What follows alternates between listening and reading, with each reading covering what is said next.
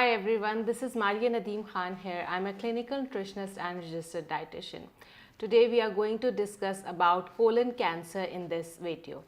Colon cancer यानी कि large intestine का कैंसर, बड़ी आंत का कैंसर इसको हम कहते हैं, और ये हमारे पाकिस्तान में जो है थर्ड मोस्ट कॉमन कैंसर जो है उस डायग्नोस हो रहा है इन फीमेल्स भी और इन मेल्स भी।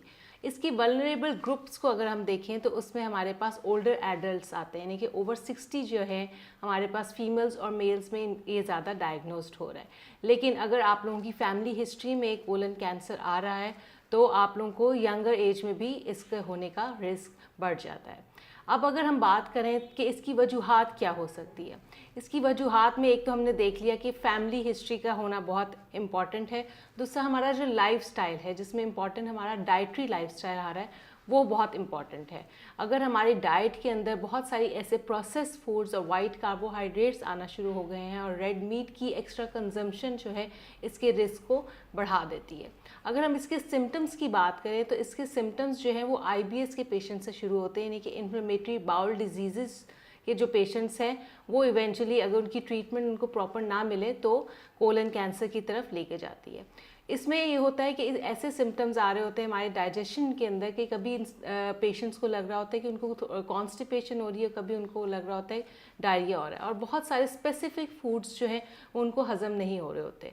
कंटिन्यूस ब्लोटिंग रह रही होती है, हार्ट बर्न रह रहा होता है, एब्डोमिनल क्रैम्प्स यानी कि पेट में दर्द जो है उसकी शिकायत रहती है। स्टूल का जो कलर है वो ब्लैक होता है, उसकी वजह से भी हम डायग्नोस करते हैं कि कोलन कैंसर की तरफ पेशेंट जा रहा है। अब इसमें अगर हम डाइट का एक इम्पॉर्टेंट रोल को डिस्कस कर लें तो हम उसकी रोल को बिल्कुल डिनाई नहीं कर सकते। हर कोलन कैंसर का जो पेशेंट है वो एक इंडिविजुअल पेशेंट है, उसकी इनफरादी ज़रूरियात होती हैं, इनफरादी तौर पे उसके सिम्टम्स होते हैं, उनकी सिवियरिटी होती है, उसको देख के जो है हमने उसकी डाइट की तरफ लेके जाना होता है। तो सबसे पहले तो हम बात करेंगे कि इनको क्या नहीं खाना चाहिए, किस चीज़ से परहेज़ करनी चाहिए। कोलन कैंसर के पेशेंट के लिए जो सबसे ख़तरनाक और कल्प्रिट फूड है वो है रेड मीट।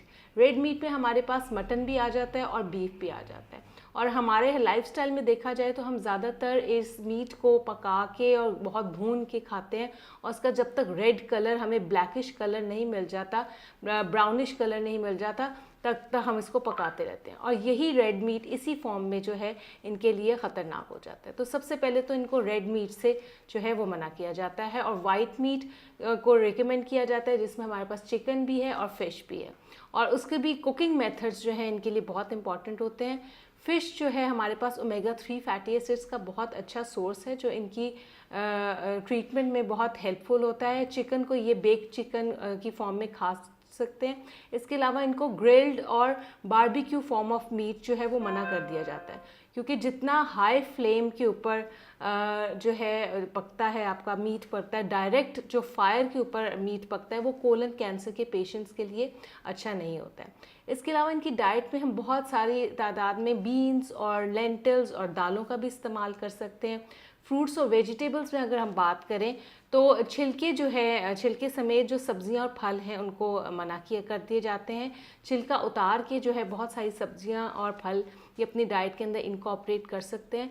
कोलन फ्रेंडली जो फ्रूट होता है वो होता है बनाना होता है, जिसमें केले का इस्तेमाल जो है वो इनकी डाइट के अंदर दही के साथ जो है बहुत अच्छे इफ़ेक्ट्स देता है। दही के अंदर क्योंकि कुदरती तौर पर प्रोबायोटिक्स होते हैं, और प्रोबायोटिक्स जो है इनकी ट्रीटमेंट में बहुत हेल्पफुल होता है, क्योंकि साथ साथ इनकी मेडिकेशंस भी चल रही होती है, कीमोथेरेपीज़ भी चल रही होती है, उसमें जो है प्रोबायोटिक इनके लिए बहुत हेल्पफुल होता है। तो कभी कभी प्रोबायोटिक सप्लीमेंट्स भी इन पेशेंट्स के साथ हमें ऐड करने पड़ते हैं।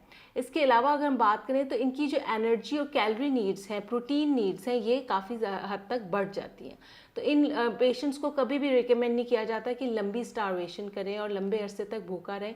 5 to 6 मील्स अ डे जो है इनको रिकमेंड किए जाते हैं, ताकि इन पेशेंट्स के अंदर मतली की कंप्लेंट्स होती हैं और थोड़ी बहुत कंप्लेंट्स होती हैं, इनको भूख नहीं लग रही होती, तो बड़े स्मार्ट फ्रीक्वेंट मील्स जो है इनके प्लान करने बहुत ज़रूरी होते हैं।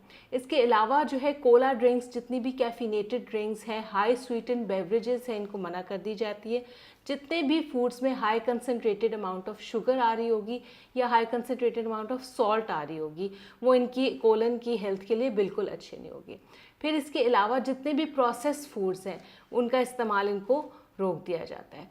कोला ड्रिंक्स में कैफ़ीन बहुत ज़्यादा होती है और वो इनके पेट में जाके और ज़्यादा गैस बनाती है, तो ये चीज़ें इनकी डिज़ीज़ को और ज़्यादा बढ़ा सकती हैं और एग्रीवेट कर सकती हैं। तो इनकी डाइट में जितना simple form of soluble fibre हम ऐड करेंगे, जिसमें दलिए का इस्तेमाल है, ओट्स का इस्तेमाल है, छिलके वाली दालों का इस्तेमाल है, राइस का इस्तेमाल है, योगर्ट का इस्तेमाल है, तो इनकी जो डिज़ीज़ है उसकी ट्रीटमेंट में हमें काफ़ी माविन जो है वो मदद मिलती रहेगी। इसके अलावा प्रिवेंशन जो है वो ऑब्वियसली हमें पता है कि prevention is better than cure.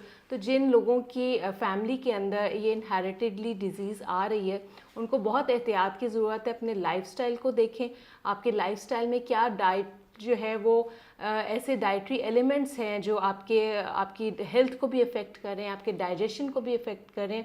आपकी डाइजेशन, अच्छी डाइजेशन जो है वो अच्छी सेहत की ज़ामिन होती है। तो आपका निज़ाम हज़म का अच्छा होना बहुत ज़रूरी है। तो उसमें ना सिर्फ डायरिया से आपको बचना है, बल्कि कॉन्स्टिपेशन से भी आपको बचना है। एक हेल्दी डाइजेस्टिव सिस्टम को आप लेंगे तो आप का बहुत हद तक जो कोलन कैंसर का रिस्क है वो जो है वो कम होता चला जाएगा। इसके अलावा इन पेशेंट्स के अंदर जो है हाइड्रेशन बहुत इंपॉर्टेंट है।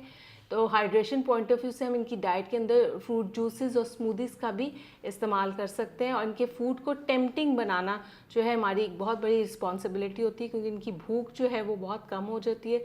तो जितना फूड टेम्पटिंग होगा उतना इनका दिल करेगा खाना खाने को। इसके अलावा आप लोगों की कोई क्वेश्चंस हो तो आप लोग हमें इनबॉक्स कर सकते हैं। Thank you so much.